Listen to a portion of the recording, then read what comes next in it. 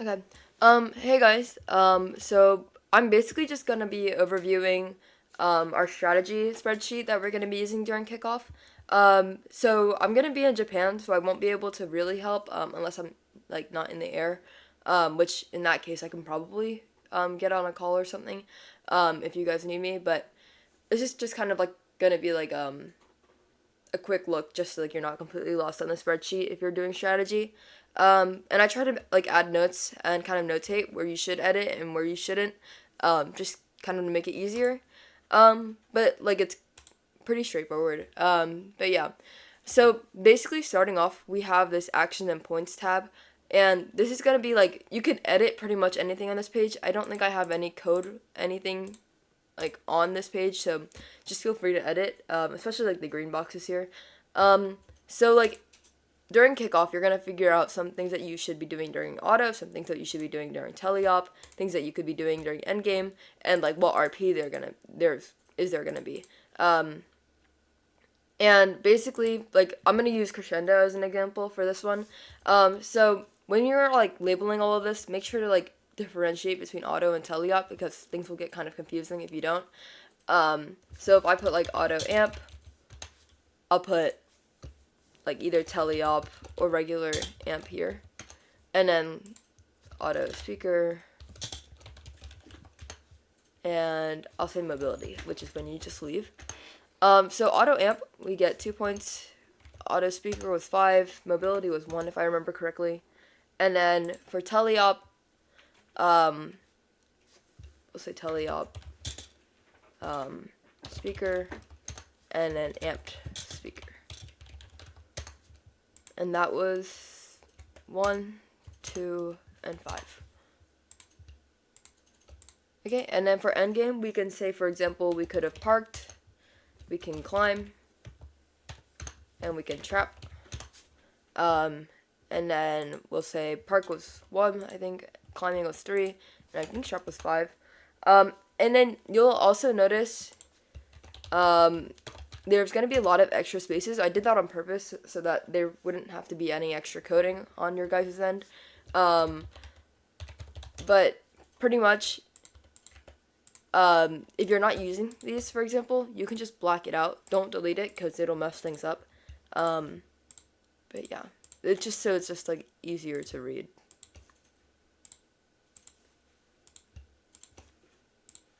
Okay.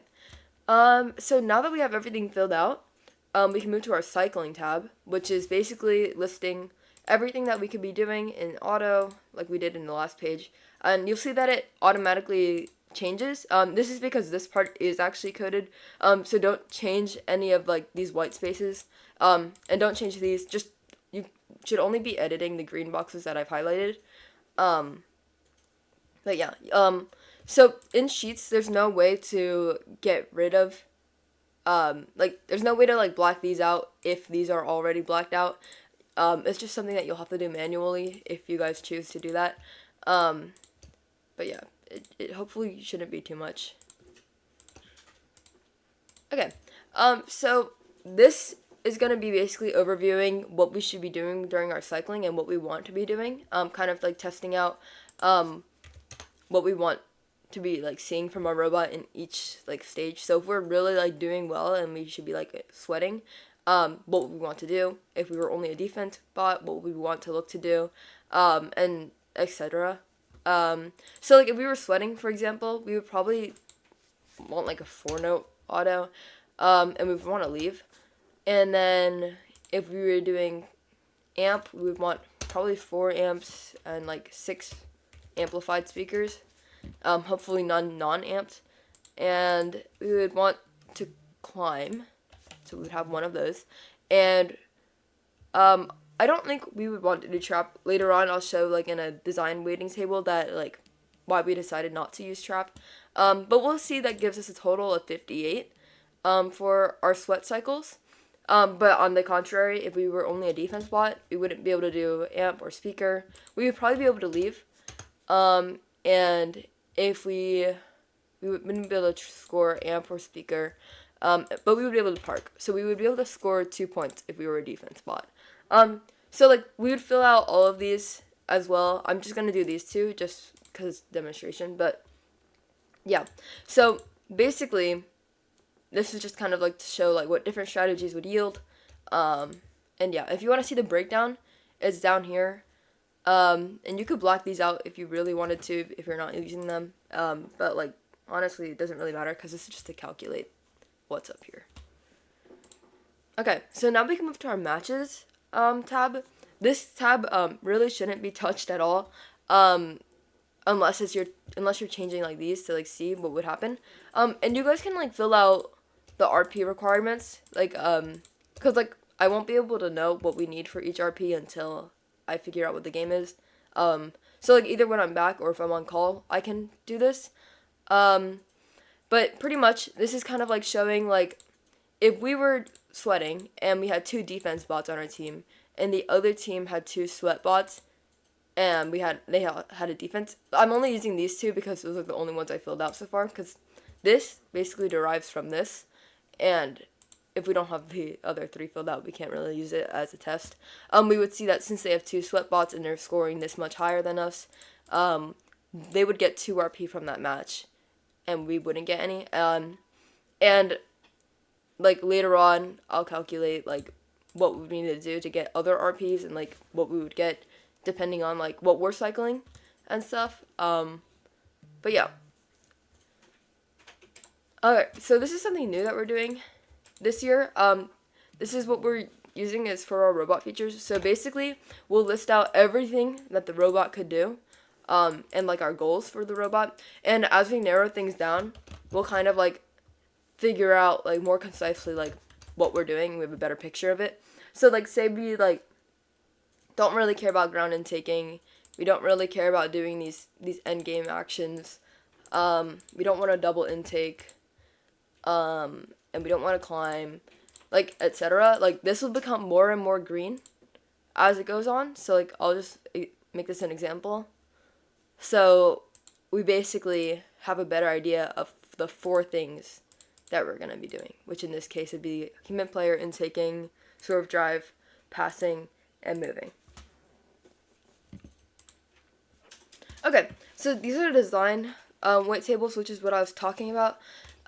So basically, what this is going to be doing is saying, like, our priorities for each game piece, what do we want to be doing, and what do we want to be seeing for each, so that way we're not trying to figure out, like, how to do everything. We're trying to, like, figure out, like, what are the things that we should be doing well.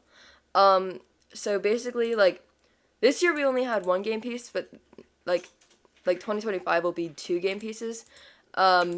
So from here, we'll basically be ranking what do we want to be, like, doing with our robot, and, like, should we be automating it? You can fill out these points. I only put this as, like, a reminder for, like, what you'd be doing. But, like, this is basically, like, more function-based rather than, like, scoring. So, like, for example, you see that we have a ground intake here. Like, how important is it that we can ground intake game piece 1 versus game piece 2? And, like, how important is it that we score game piece 1 into goal 1 or game piece 2 into goal 1? So, like, if we say that, like, game piece 1 into goal 1 is, like, really important, we make it a 1. We're going to notate 1 as the most important and 5 as, like, not really important at all.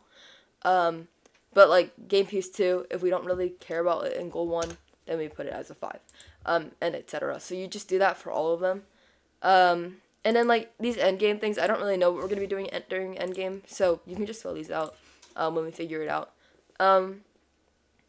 And then we'll also, like, prioritize, like, what we want for RP. So melody is one that we can achieve, likely, and it's kind of important. So I would put that as a 1. And ensemble is important, but, like, if we get it, then we get it. If we don't, then we don't. Like, you know, like, scoring trap wasn't, like, the most important thing, because, like, it would help with the RP, but, like, it's really hard. So, like, it's good if we can get it, but, like, if not, it's, like, fine. So I would give that, like, a 4. And then over here, this is kind of like this is kind of like weighing both the value and difficulty of stuff. So, like, for example, this year, we had trap, right? And trap was, like, it was worth 5 points, so it was worth a lot, but it was, like, insanely hard to do, kind of. Like, I don't think anyone in North Carolina successfully placed the trap during the season. So I would say like the value of this would be pretty high up, maybe like a 1 or a 2. We'll just say like 2 for now. But the difficulty was like really hard because you would have to like figure out with like the weight of the ribeye and like balancing it. So I would say like 5 for difficulty, and it'll average it out and kind of show you like from our averages what's like the most important for us to be designing based off of. Whoever's leading this should like know how this works because we've done it last year. But yeah, that's pretty much it. If you have any other questions, just let me know. But yeah, good luck, have fun. I'll see you guys later.